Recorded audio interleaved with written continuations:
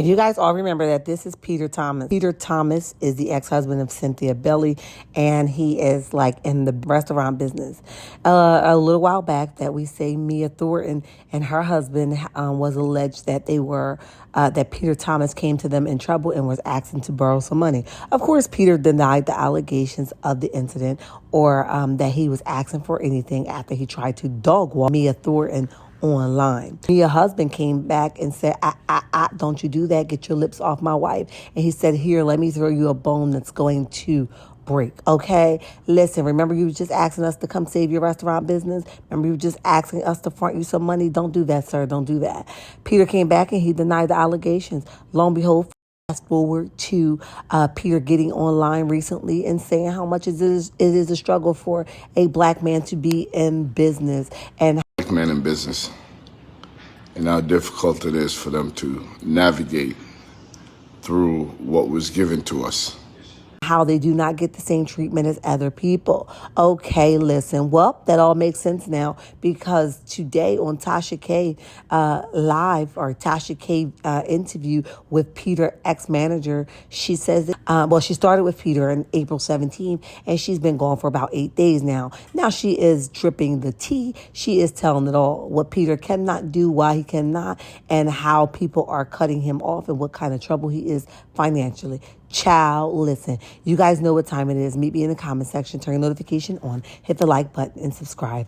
Bye. He chose me as his manager because he thought, like everybody else, that he could use that social media shit. I didn't even know who he was, barely. He's Cynthia Bailey's husband. First, let's go there. He's nobody in any entity by himself.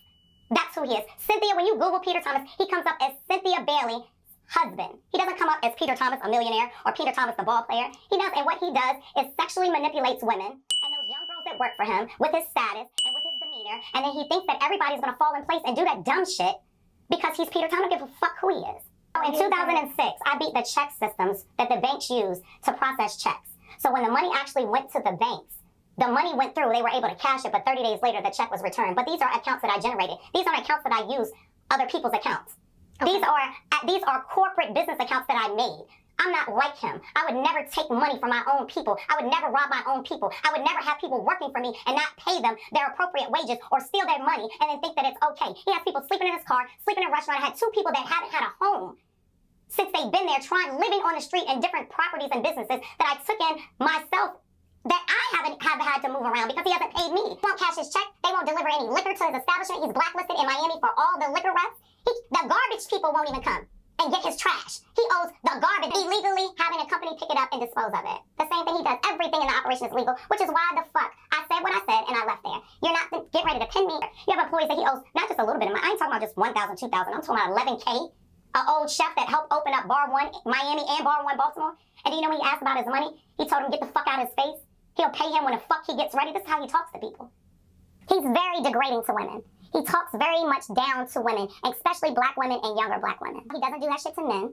He only does that shit to women because he knows he can get away with it. Because there's no way that you're going to walk around like that and owe men some money and think, what do you think nobody was going to say anything? That's what he's done it so many times. Because nobody wants to work because they're not getting paid. You're getting terrible service, not because they don't want, that's what they want to give you, because they're not getting paid. Who wants to fucking come to a job and bust their ass and get cursed out because this isn't right, that isn't right, all the things ain't right in a restaurant? I literally used to get cursed out because people were waiting on their food for an hour and a half, 2 hours. People are like, what the fuck is this? Literally every day got cursed out. People want to fight me. Bitch, I'll slap you, where's my food? Everything behind him not having adequate staff because they don't want to work. Because he doesn't pay people. Do you realize until I came in there, people they hadn't been paid in weeks? I started making enough cash and creating enough income inside where I can pay my people out in cash. You can ask any of them. Candy, she didn't tell you and I didn't tell anybody. But I paid her $1,000 out of my pocket of what Peter owed her just so she could be all right. She wasn't in a fucked up situation. He still didn't give her all her money. He didn't pay his employees yesterday. He paid the 1 and 2 people that I was up there raising hell about.